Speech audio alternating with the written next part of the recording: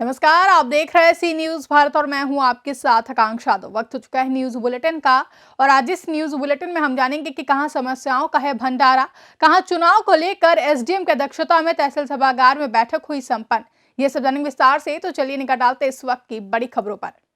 खबर फिरोजाबाद से है, जहां नगर निगम के जीवाराम हॉल में 13 दिसंबर से चल रहा निगम के समस्याओं को लेकर चल रहा धरना महानगर अध्यक्ष राकेश अंकवार ने धरनास्थल पर उनके समक्ष जाकर धरना समाप्त कराया है। फिरोजाबाद नगर निगम के जीवाराम हॉल में 13 दिसंबर से विकास कार्यों के अलावा निगम में 15वें वित्त आयोग की धनराशि को मनमाने तरीके से इस्तेमाल किए जाने के अलावा महिला पार्षदों के लिए निगम परिसर में तत्काल रूप से टॉयलेट की व्यवस्था करने की मांग सहित प्रधानमंत्री के संसदीय क्षेत्र वाराणसी में उप सभापति कार्यालय व कार्य समिति गठन फिरोजाबाद निगम में भी कराए जाने की मांग को लेकर पार्षदों द्वारा धरना दिया जा रहा था।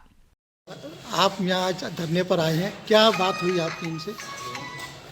ये जो हमारे पार्षदगण जो धरने पर बैठे हुए थे, उससे मेरी बात हुई है और वो धरना समाप्त हो गया है। जो इनकी मांगें थी, मेरी यहाँ आने से पहले भी नगरायुक्त साहब से भी बात हुई। उन्होंने बताया था कि कुछ मांगें हमने इनकी मान ली हैं और जो शेष मांगें हैं, अभी हमारी महापौर यहाँ नहीं हैं, वो वाराणसी में हैं। उनके लौटने के बाद इनकी जितनी भी मांगें हैं, उन पर पूरी तरह से मैं बैठ करके उनसे चर्चा करूँगा और उनका निस्तारण कराने का प्रयास करूँगा पूरा। और नगरायुक्त साहब ने भी बताया है मुझे कि जो मांगे हैं बाकी की उनके लिए फ़ाइल तैयार कर ली है और किसी भी पार्षद के साथ कोई भी भेदभाव नहीं होगा। जो भारतीय जनता पार्टी का माननीय प्रधानमंत्री जी का जो नारा है, जो उन्होंने सरकार बनते ही जो नारा दिया था, सबका साथ सबका विकास और सबका विश्वास, उसी के तहत ये भारतीय जनता पार्टी की यहाँ नगर निगम की सरकार भी उसी के तहत काम करेगी। मैं ये आश्वस्त करता हूँ। सभापति जी हैं। जी। क्या हुआ आपके बीच? अभी नगर अध्यक्ष आए थे। एक हमारा 13/12/2021 से एक हमारा धरना चल रहा था कार्य समिति को लेकर के, मुख्य कार्य समिति को लेकर जो धरना चल रहा था। आज वो माननीय हमारे भारतीय जनता पार्टी के महानगर अध्यक्ष जी राकेश अंकवार जी यहाँ पर आए और हम लोगों के बीच बैठे और बैठ करके हम लोगों ने अपनी सारी समस्याएं रखी। समस्या रखने में उन्होंने मुझे इस बात का विश्वास दिया है कि आपकी जो भी सारी समस्याएं हैं, वो सारी समस्याओं को महापौर जी से कह करके सारी समस्याओं को हम आपका दूर कराएंगे। नगराज जी से मिल करके सारी समस्याओं को दूर कराएंगे। और उन्हीं महानगर अध्यक्ष ने आज हमारा धरना यहाँ पर आकर के हम सब लोगों ने धरना समाप्त किया है। इसके लिए मैं महानगर अध्यक्ष का बहुत बहुत धन्यवाद देना चाहता हूँ। मैं इसी बात में अपनी बात समाप्त करना चाहता हूँ। आज मेरा धरना समाप्त हो गया। आपके बीच राकेश अंकवार जी जिला अध्यक्ष आए हैं, क्या बात हुई इनके साथ? तो क्या आज हमारे समक्ष भारतीय जनता पार्टी के जिला अध्यक्ष श्री राकेश अंकवार जी कुछ दिनों से व्यस्तता के कारण उपस्थित नहीं हो पाए थे। आज उनका मुझे सुबह फ़ोन आया कि मैं आ रहा हूँ, आप लोग वहीं रहिएगा। हम लोगों ने कहा ठीक है, हम लोग वहीं मिलेंगे।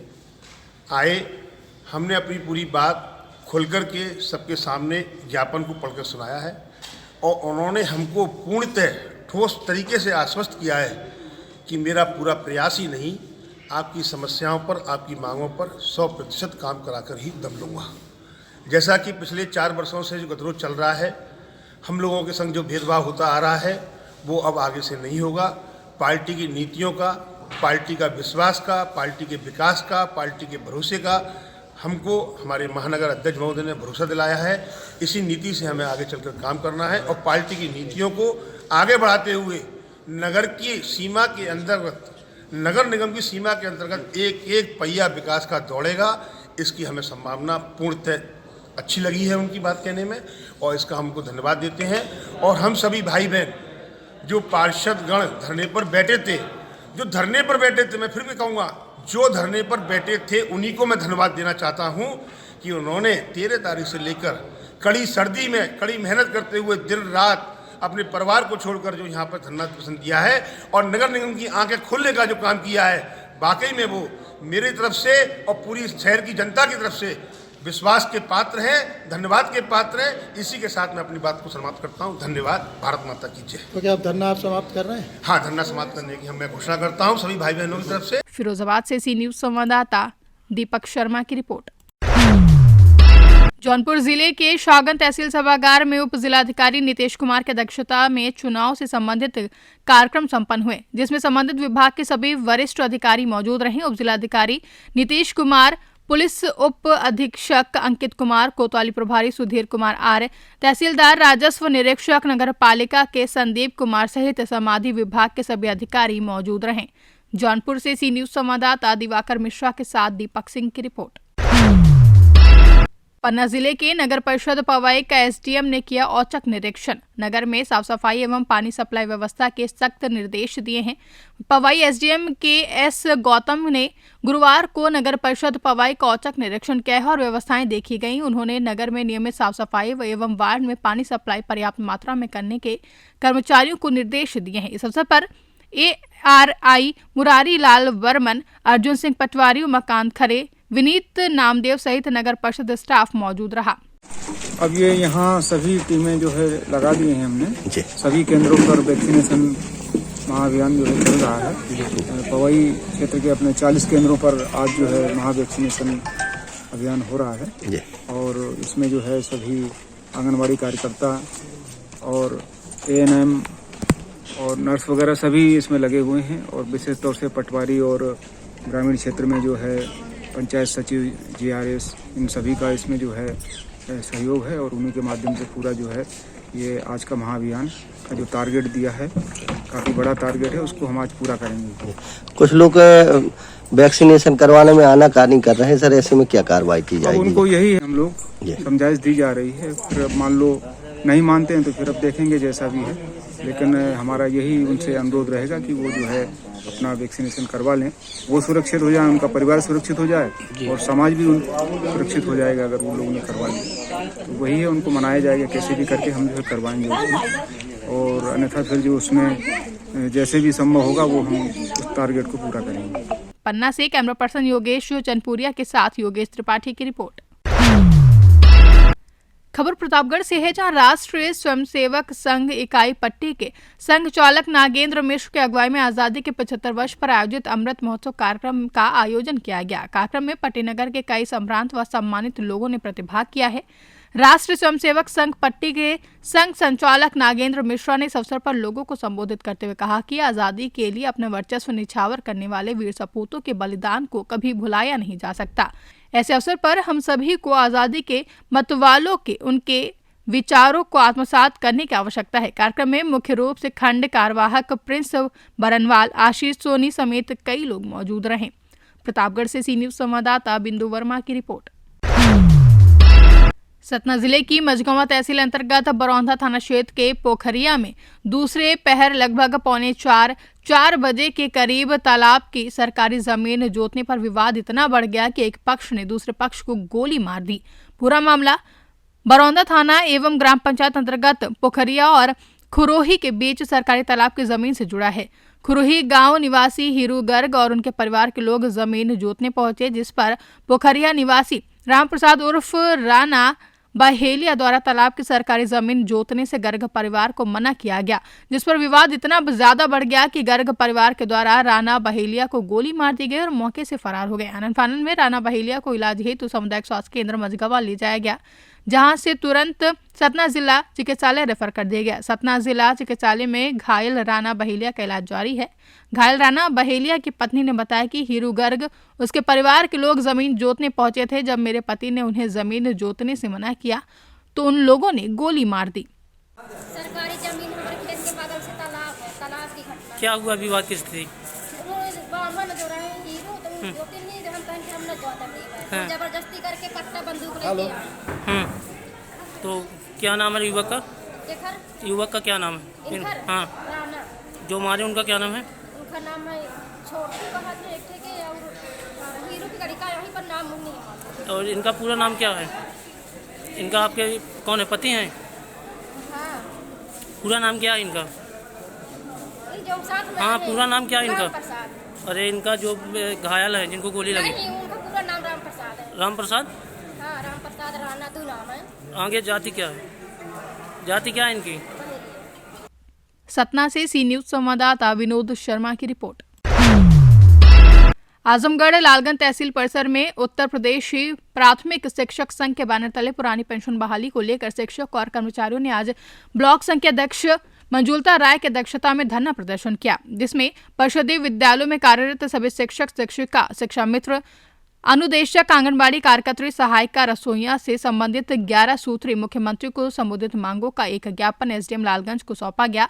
ब्लॉक संघ के अध्यक्ष मंजुलता राय ने विद्यालय की छत के नीचे कार्य करने वाले सभी से एकजुट होने की अपील की और धरने में प्रतिभाग करने वाले लोगों का आभार प्रकट किया। इस अवसर पर उन्होंने बताया कि शिक्षक अपनी मांगों को लेकर लगातार आंदोलित हैं। उन्होंने बताया कि सरकार से उनकी ये मांग है कि पुरानी पेंशन योजना तत्काल लागू की जाए। आजमगढ़ से सी न्यूज संवाददाता अबुशाद अहमद की रिपोर्ट। बांदा जनपद के पौराणिक मौनी बाबा धाम में आयोजित 3 दिवसीय विशाल भंडारे के तीसरे दिन साधु संतों को प्रसाद ग्रहण कराने के बाद श्रद्धालुओं को प्रसाद ग्रहण कराने का सिलसिला शुरू हुआ। इस दौरान श्रद्धालुओं का जनसैलाब उमड़ पड़ा। वहीं मौनी बाबा धाम बजरंग बली के जयकारों से गूंजता रहा है। पूरा मामला बांदा जनपद के बबेरू तहसील अंतर्गत पौराणिक मेला महोत्सव मौनी बाबा धाम का है, जहां 3 दिवसीय भंडारे के आज तीसरे दिन श्रद्धालु भक्तों का सैलाब उमड़ पड़ा। दूर दूर तक प्रसाद ग्रहण करने वाले श्रद्धालुओं की कतारें लगी रहीं। पतंग से उठते ही श्रद्धालुओं की प्रवेश के लिए होड़ मची जाती थी। पत्तलों की सफाई के बाद ही अगली पंगत में श्रद्धालुओं को बैठाकर भरपेट प्रसाद ग्रहण कराया जाता है। भंडारा करते हैं हर साल 15, 16, 17 3 दिन। तो यहाँ तो धार्मिक भंडारा है और लोग जो है दूर दूर से जो है लाखों की संख्या में यहाँ एकत्र होते हैं, श्रद्धा से आते हैं लोग। और यहाँ तो जंगल था, महाराज जी ने जो है यहाँ बिल्कुल धार्मिक एक तरह से गंगा बहा दी जो है यहाँ धर्म की। क्या यहाँ पर राष्ट्रीय मेला लगता है? हाँ, राष्ट्रीय स्तर का मेला है, बहुत बड़ा मेला है। 3 दिन रहता है, 15, 16, 17। अच्छा, लगभग यहाँ भंडारे वगैरह कब से हो रहा है? कई सालों से हो रहा है, मुझे लगता है 12-13 साल हो गए। 69 से? अच्छा। और 69 से बता रहे हैं भैया जो है। मुझे तो मैं इधर से 10-12 सालों से आ रहा हूँ, तो मुझे मनोज भैया हैं तिवारी जी महोबा से जो है, बाबा जी इनके जो है कई बार विधायक रहे हैं और 100 साल पूरे करके उनको जो है। अच्छा। हाँ, तो उन्होंने बताया कि 69 से यहाँ लगातार महाराज जी मेला रहता था। हाँ, पहले उतना चर्चित नहीं था और हम लोग इधर 12-13 साल से हम लोग आ रहे हैं। तो मैं ये जरूर अब जो है विशाल मेला लगने लगा। मैं वो बोल गया था तो उसको सुधार करूंगा कि 69 से लग रहा है। भैया ने जानकारी दी। बांदा से सी न्यूज संवाददाता कुलदीप त्रिपाठी की रिपोर्ट। कौशाम्बी में संदिग्ध दशा में किशोरी की मौत। थाना पिपरी क्षेत्र के अंतर्गत आलमपुर गांव में संदिग्ध परिस्थितियों में एक 15 वर्षीय लगभग किशोरी की मौत हो गई है। पिता ने उसका शव साइकिल पर लादकर पास में रहे कुएं में फेंक दिया। गुरुवार को ग्रामीणों ने कुएं से गंध महसूस की, इसे लेकर गांव में सनसनी फैल गई। इसी बीच गांव में अफरा तफरी का माहौल बना रहा। पुलिस ने परिजनों से पूछताछ की तो परिजनों ने किशोरी की खुदकुशी के बाद शव को ठिकाने लगाने की बात कबूल की है। पुलिस ने शव को निकालकर अपने कब्जे में लेकर पोस्टमार्टम के लिए भेज दिया है। पिपरी के आलमपुर गांव निवासी दशरथ लाल पाल पुत्र राजा पाल खेती किसानी करते हैं। उनकी पत्नी ब्रजकली ने बताया कि सविता, सरिता, कविता, पूजा समेत 4 बेटी व 1 बेटा लाला है, जिसमें 3 बेटियों की शादी हो चुकी। चौथे नंबर की 15 वर्षीय बेटी पूजा का शव गांव के करीब 500 मीटर दूरी खेत में स्थित कुएं में शव मिला है, जिससे गांव में सनसनी फैल गई। इस बीच पुलिस को मृतक के पिता पर शक हुआ। उसी समय पुलिस ने उन्हें पकड़ लिया। पूछताछ के दौरान पिता ने अपना गुनाह कबूल किया। लोगों से मिली जानकारी के बाद पहुंची पुलिस ने परिजनों और ग्रामीणों से पूछताछ की। अब किशोरी की मां ब्रजकली ने बताया कि सोमवार को पूजा फोन पर क्षेत्र के एक युवक से बात कर रही थी। उससे बात करते हुए परिजनों ने पकड़ लिया, जिसके बाद किशोरी ने फंदे से लटक कर अपनी जान दे दी है। कल थाना पिपरी के ग्राम आलमपुर के चौकीदार ने थाने को सूचना दिया कि गांव में एक कुआं है जहां बदबू आ रही है, संभवतः किसी की मृत्यु हो गई है और वो डेड बॉडी कुएं में पड़ी है। इस सूचना पर थाना पुलिस मौके पर जाकर के उसको बाहर निकलवाई। उस लड़की जिसकी उम्र लगभग 15 के आसपास बताई जा रही है, उस लड़की की पहचान की गई। बगल का ही दशरथ पाल हैं, उनकी लड़की है, जिन्होंने 3 दिन पहले पारिवारिक क्लेश कारण पे लड़की की हत्या कर दी थी और छिपाने के लिए उस शव को जो है कुएं में डाल दिया था। पिता को भी गिरफ्तार कर लिया गया है और शव का पंचायतनामा तब पोस्टमार्टम की कार्रवाई की जा रही है। कौशाम्बी से सी न्यूज संवाददाता अल्ताफ अहमद की रिपोर्ट। खबर ललितपुर से है, जहां कोविड-19 की तीसरी लहर के दृष्टिगत राज्य स्तर से प्राप्त दिशा निर्देशों के क्रम में मॉकड्रिल का आयोजन डॉक्टर सोमेश श्रीवास्तव, संयुक्त निदेशक राष्ट्र कार्यक्रम लखनऊ, उत्तर प्रदेश के निर्देश में किया गया। मॉकड्रिल में जिला चिकित्सालय में स्थित पीको वार्ड में कोविड से संक्रमित मरीज को भर्ती करके उसका इलाज करने की प्रक्रिया का डेमो किया गया। जिला चिकित्सालय में स्थापित ऑक्सीजन प्लांट का संचालन करके ऑक्सीजन युक्त बैंड को क्रियाशील किया गया एवं आवश्यक चिकित्सा उपकरण व दवाओं की उपलब्धता जांची गई है, जिसमें सभी उपकरण संचालित एवं आवश्यक दवाएं उपलब्ध पाई गई हैं। चिकित्सालय में कोविड-19 के नए वेरिएंट ओमिक्रॉन हेतु स्थापित किए गए वार्ड का भी निरीक्षण किया गया, जिसमें 5 बेड स्थापित किए गए हैं। ललितपुर से सी न्यूज संवाददाता कोमल बरार की रिपोर्ट। खबर महाराजगंज जनपद से है, जहां स्वर्गीय पंडित रामविलास दुबे की 10वीं पुण्यतिथि पर उन्हें भावपूर्ण श्रद्धांजलि दी गई। नौतनवा विकासखंड के ग्राम सभा गनवरिया में आयोजित स्वर्गीय पंडित रामविलास दुबे की भावपूर्ण श्रद्धांजलि सभा के अवसर पर आज एक भंडारा का आयोजन किया गया, जिसमें करीब 6 टोले के सैकड़ों की संख्या में लोग शरीक होकर प्रसाद स्वरूप भोजन ग्रहण किया। श्रद्धांजलि सभा में सर्वप्रथम स्वर्गीय पंडित रामविलास दुबे के सुपुत्र रामोधार दुबे एवं उनकी धर्मपत्नी तथा उनके पुत्र आनंद प्रकाश दुबे ने उनके चित्र पर पुष्प वर्षा कर उन्हें श्रद्धांजलि दी। इस मौके पर नौतनवा आनंद प्रकाश दुबे ने गनवरिया गांव के करमाहिया, शेख फरेंदा, महुआवा, अरघा, केवटलिया टोले के करीब 200 गरीब, निरीह, असहाय, वृद्ध, महिला एवं पुरुषों में कंबल वितरित करते हुए कहा कि मेरे दादाजी हमेशा जरूरतमंद लोगों की सेवा कर रहे। उन्हीं की याद में उनके पद चिन्हों पर चलते हुए प्रत्येक पुण्यतिथि पर भंडारा और कंबल वितरण का कार्यक्रम किया जाता है। आज हमारे दादाजी की 10वीं पुण्यतिथि है और हर साल की भांति इस साल भी हम लोग कंबल वितरण कर रहे हैं। पहले हमारे यहाँ भंडारे का आयोजन हुआ, गरीबों को भोजन कराया गया और करीब 5 से 6 गांव के जो वृद्ध हैं, अपाहिज हैं, गरीब हैं, उनको आज हम लोग कंबल बांट रहे हैं। मेन जो गांव है गनवरिया है, शेख फरेना, केवटलिया, करमहिया, अरघा, महुआ, इतने गांव के आज आपको यहाँ लोग दिखेंगे और ये हम अपने दादाजी की याद में करते हैं, हर साल करते हैं। दादाजी मेरे समाज से बहुत जुड़े हुए थे, उनका बहुत लगाव था और उनके पद चिन्हों पे हम चल रहे हैं। वो जितना करते थे गरीबों के लिए, जितना वो दान करते थे, उसका एक छोटा सा भी अंग अगर हम लोग कर लें तो बहुत बड़ी बात होगी, बहुत बड़ी उपलब्धि होगी हमारे लिए। हम बस कोशिश करते हैं कि उनके दिखाए हुए रास्ते पे चलते रहें। कितने लोगों को आपने दिया है? 5-6 गांव के कितनी संख्या में कितने लोग? देखिए करीब 200 लोगों को कंबल आज बांटा जाएगा और इतने हमने कुछ लोगों को जिम्मेदारी दी थी, वो लोग लेके आए हैं हर गांव से 15-20 लोगों को लेके आए हैं, 30 लोगों को जो को वास्तव में इसकी ज़रूरत थी, ऐसे लोगों को बुलाया गया है। मैक्स सिटी हॉस्पिटल के डायरेक्टर हैं, आपके द्वारा कई कैंप भी लगाए जाते हैं गरीबों के लिए, तो इस बार कहाँ आप कैंप लगवा रहे हैं और क्या क्या सुविधाएँ देंगे गरीबों के लिए? जी देखिए, कैंप का अभी हमने पिछले कुछ दिनों से लगातार हर हफ्ते हम कैंप लगा रहे हैं। जंगल क्षेत्र में हमने काफ़ी कैंप लगाया है। अभी आने वाले संडे को हम लोग पड़ौली में लगाएंगे कैंप। इससे पहले सिया भार, बेलहिया, अमहवा, ये सारे गांव हम कवर किए हैं। उस कैंप में हम फ्री में दवाइयाँ बांट रहे हैं। डॉक्टर्स हमारे 3 जाते हैं, लोगों को देखते हैं और बेहतर चिकित्सा देने की हम पूरी कोशिश कर रहे हैं। हर आदमी तक जुड़ने की हम पूरी कोशिश कर रहे हैं। हम चाह रहे हैं कि लोग अपने मन से फर्जी दवाइयाँ ना खाएं, तो उनका गलत प्रभाव उनके ऊपर ना पड़े। महाराजगंज से सी न्यूज संवाददाता श्रवण यादव की रिपोर्ट।